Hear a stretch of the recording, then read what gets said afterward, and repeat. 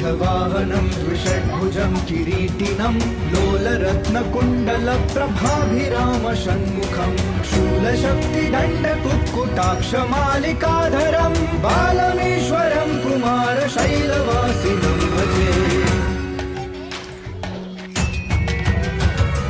वल्लिदेवयानिका समुल्लसन्तमीश्वरं मल्लिकादिदिव्यपुष्पमालिका विराजितं झल्लरी निनादशङ्खवादनप्रियं सदा